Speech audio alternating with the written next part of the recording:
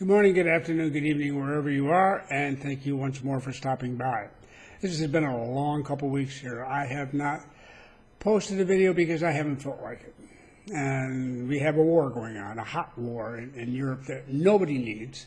No one's going to win. Everybody's going to lose. It's a tragedy. There's no good excuse for it at all. But it's there, and we can only hope that it will come to an end as soon as possible with as little additional death as possible and destruction. But I tell you, I grew up with the Cold War. I was born in 1945. Same month FDR was died, and Adolf Hitler committed suicide, and the war in Europe effectively ended, and a few months later it was Japan. All the way up, I was a Cold War baby, so to speak. So I remember people like Nikita Khrushchev very, very definitely. You can remember Nikita. How could you forget him? He made a very famous trip here to the United States, which was pretty interesting. But I remember the others too, the Andrei Kosygin's, the Leonid Brezhnevs, and so forth. The thing about the Cold War was that it was a constant pain in the ass if you were working internationally. You go to one country and they'd be pro-U.S. this year and pro-Soviet the next year, and other stuff. There's such, it was so hard as it was to get work done. This wasn't being made any easier by this sort of division. And I had professional colleagues from all different kinds of nations, nationalities. It's just, and I would occasionally be on teams where we were multinational teams and have to work together with people from East Germany or from Romania, in my instance, I remember well, a wonderful guy, and elsewhere, along with half a dozen other nations. It was complicated, but we did our best always to do our work and get it done properly. But it wasn't easy, and there were always a few who were political, and they were pains, real pains. So you got used to it. It was like having a toothache, and it never went away. It was always there, and sometimes it was sharper than it was other times, but it was always there until it wasn't. And the most wonderful thing about the early 1990s and late 80s and early 90s was that the Russian people who were in charge basically of the Soviet Empire,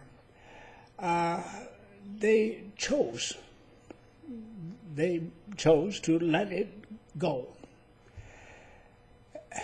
They offered the freedom to people to speak and to do what they wanted to do, and the liberty to live their lives as they saw fit that had been denied them for so long.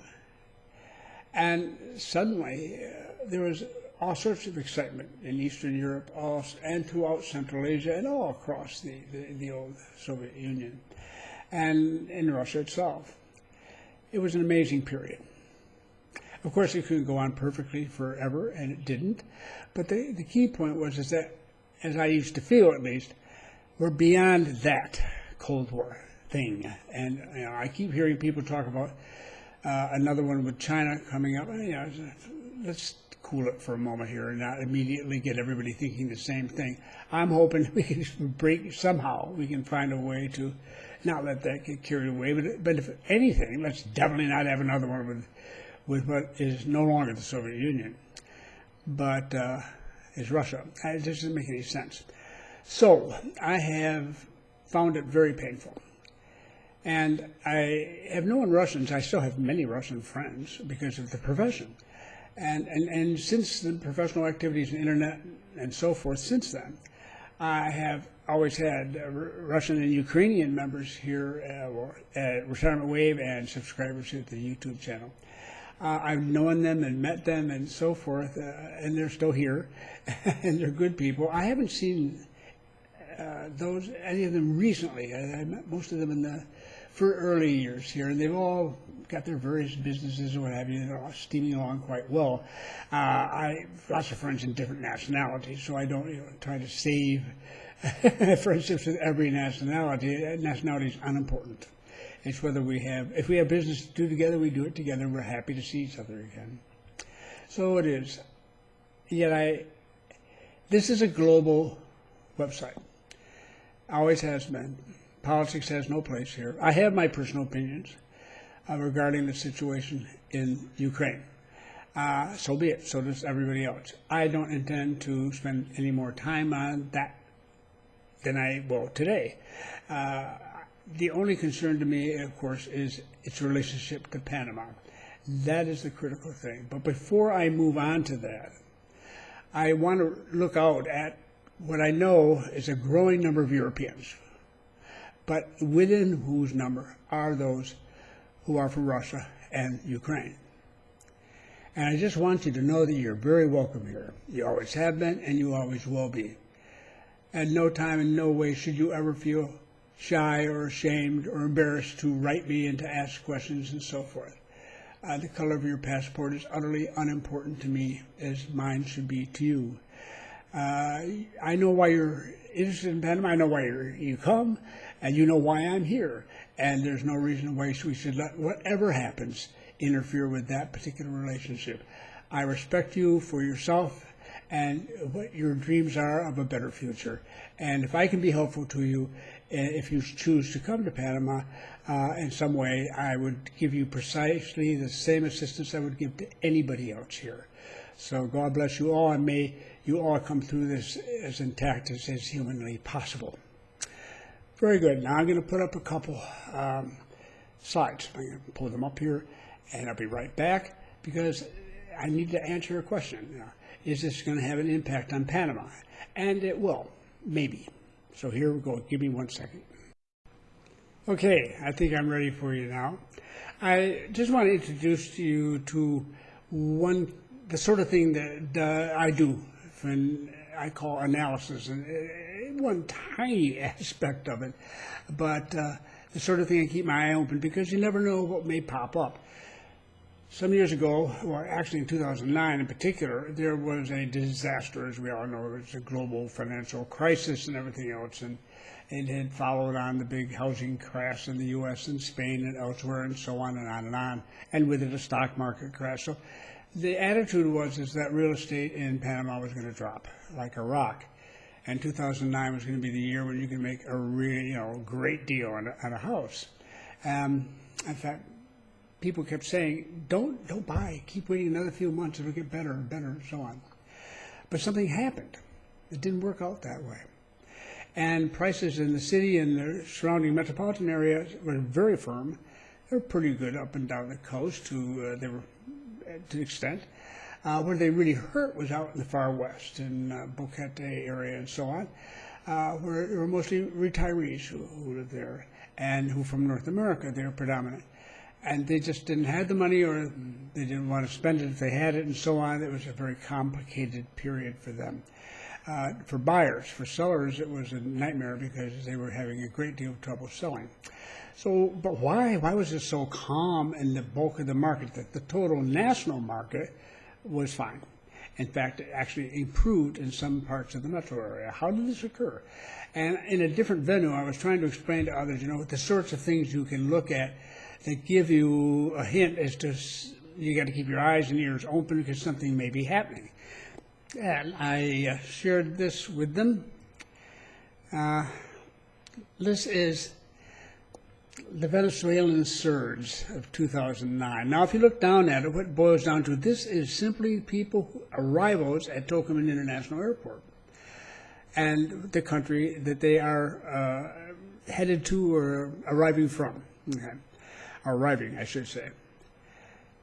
You will see that in 2007, 2008, Venezuela was way behind Colombia, the red line, and the blue line, which is the United States. Both of them went up from 2007 to 2008, and then both of them went down, as anticipated in 2009. No surprises there, but look what happened to Venezuela.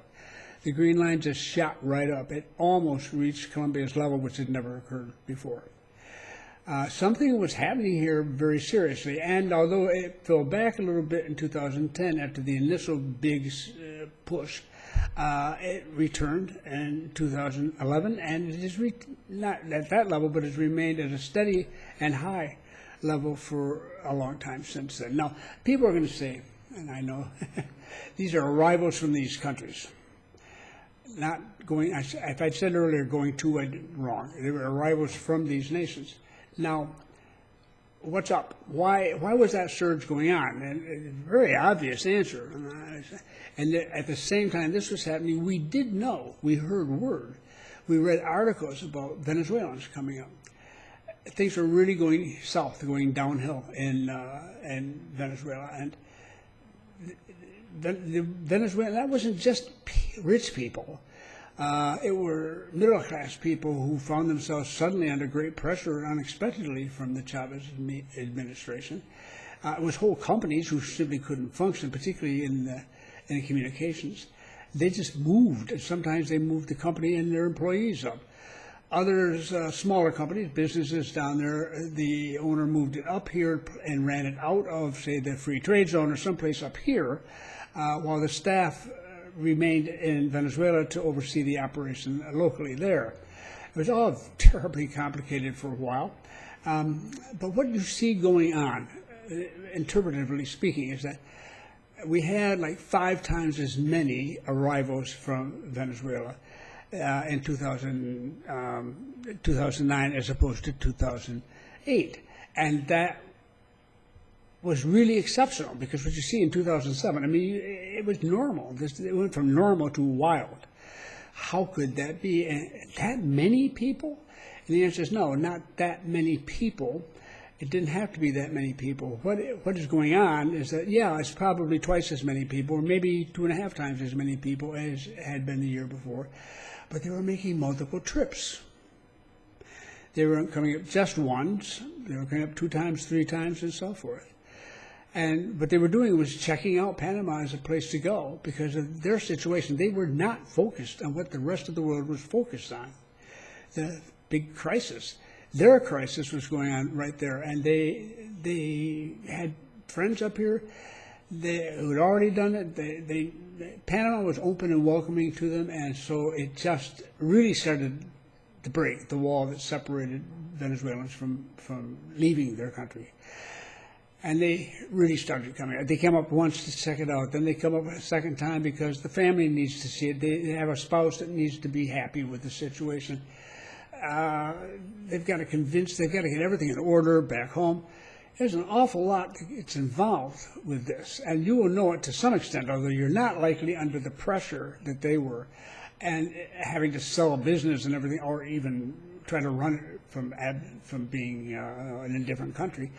All of this, it was not an easy time. So what the result is that this number was going up because people were getting serious about moving down, and they did, and they continued, which is why you continued to see the numbers at high level.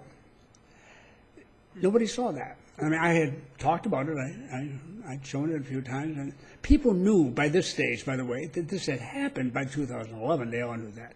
Everybody by 2010, people knew that the Venezuelans had come in large numbers and had been an amazing impact on the metro market. But it was visible earlier than that. And you can, even if you broke it down to monthly movement, you can see that too. And that's the sort of thing you need to do in order to understand where a market might end up. It didn't guarantee anything, but it was a clear indication, because we are the haven. We're the place where you're safe and you're secure. You can bring your money, you can bring your children, you can bring everything and be safe. And these are people trying to find a safe place to be. So many went to the U.S. Some of them already had homes up there. The very wealthy went to the U.S. and so on. Yeah, but a large number came here because it was just right for them. All right, fair enough.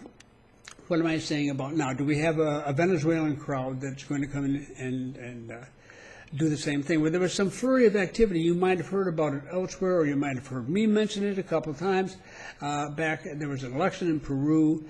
The people, sharp division, about as close to 50-50 as you can get in a runoff election. And the problem that Latin America has, an extreme left and extreme right, and, you know, pick your poison, so to speak. It was a really, really messy situation. And the result is that people here say, oh boy, and we're going to have a lot of Peruvians coming up. And so there were a delegation of Panamanians went down to say, hey, we're here. Any way we can help? Sell you a house, maybe? Yeah, which is logical. We're a business nation. Have I ever mentioned that? I think so. So they were there, folks. And this is the sad part, is for all the wrong reasons. I look at a different set of statistics, and I'm only going to look at it from the viewpoint of retirees for this moment, or people over 65, who may place a very high premium on the sense of security and safety. Who are they, and might they come down this area? Well, let's look at the situation. How big a number do we have? How common are they? And I'm particularly referring to nations in Europe. So let's take a look at that. Now, Panama's over here in the far left. The red line, it's 9% of its population is over 65. That's a perfectly ordinary amount. That's what it used to be in the old days in other countries that you see there, but it isn't now. They had this baby boom and so forth, or any of a number of reasons. Their elderly population has swollen to untold numbers. So right off the bat, the USA, despite having a number of immigrants coming in, which lowers the average, is still nearly twice that of Panama. It's almost 17%. I'll read them off if you can't see them too easily. That's 18.5 for the UK, 18.5 for Spain. They're both double. 19 for Canada. They even though they're North American, they've got it worse than we do in the U.S. And Netherlands almost make it to 20%. France does it, 20.5. Germany hits 22% of the total population is over 65, and Italy wins, if you can call it that, by 22.1%. Folks, now this is a lot of people. This is a huge, huge population. Now I put the Canadians and the Americans in just because, well, they're there and they're always there. we love you people dearly and all that. And of course, we know for the Canadians, the exchange to the U.S. dollar of their dollar is a critical element here, and so on and so on and so on. It's the real emphasis is on the Europeans, from my viewpoint. And I look at this very carefully and I say, look, where are they going to go? Well, no, starting one. Are they going to feel insecure if the war continues and large numbers of EU estimates could be as high as 4 or 7 million refugees? There's going to be killing. There's going to be the constant fear of invasion. Maybe the Baltics will be next, Estonia, Latvia, Lithuania. Maybe there'll be an incursion into Hungary or something like that. Who knows? I suspect there are going to be a lot of older Europeans who are very uncomfortable and really, really want security. Where can they go? They can't go to Eastern Europe, obviously. Many used to, going down to Spain or to Croatia and on the coast there, the Dalmatian coast. It's beautiful, they tell me. I'm sure it is, and so on. But elsewhere in Europe is not going to make it any easier for them. So that's not a solution. North Africa? No, not there, not now. There is the United States, and many would head that way, except it's expensive, and it's focused on sometimes the hot markets of the southern states, and if that's the case, then it's even more difficult in that respect. Plus, it's not necessarily the sort of atmosphere that they're seeking. Well, who knows? They already have, in the last decade, we've seen this arrival of the Europeans, and the numbers picking up and becoming larger and larger. It's very evident, you can find it statistically. It's not explosive, but it simply builds, and it keeps building on top of itself, so to speak. The foundation is there. And the foundation is important because people often take into account moving to countries that where they have a friend, or they've heard of somebody who lives there, or they read an article about somebody, and so on, which may not happen a lot for Panama in Europe, but it's happened a lot more now than it used to, say, 20 years ago. So they're more likely to know. Plus, they may have family people here, too. The result is that Panama will be one of the places that they look at. And there's enough of them, to put it mildly. When you got a fifth to a quarter of the population, good Lord, at that age group and facing decisions to be made about their futures, our gigantic inventory of unsold properties shrinks very rapidly in the face of it, should it attract attention. Now, unfortunately, I'm still trying to convince people in the real estate business here that you don't make a big deal about how wonderful and successful the real estate economy is, because right now it sucks. Everybody knows that. Get over it. And more importantly, say this is a great moment to buy. We have a buyer's market. That's what you should be telling people, because you do. And no question about it. And it'd be a lot cheaper than purchasing similar homes in a lot of places in Europe. And the weather is going to be what they're looking for, and everything else. You've got what it takes. This could happen. If it does happen, it's not likely to be to the marketing ability of the Panamanian real estate sector, because that is almost non-existent. They just haven't given it enough attention. I've tried, and I'm ignored. So, all right. But it can be done. It may happen in spite of the lack of marketing here, because somebody else does it. There's some big article somewhere. You never know what's going to happen and what could set it off. But if it happens, it can massively change things here. Now, is that a prediction? Absolutely not. But it's the sort of thing. Again, I'm looking at statistics, and I'm saying what might happen down the road if circumstances continue as they are. And this is what comes to mind. The thing with analysis is you put emotion aside. No use having an emotion. In fact, it gets in the way of anything decent. You have it. You can have all your emotional feelings, but you have to pack them up, so to speak, and shove them off to one corner. They'll still be there when you need them.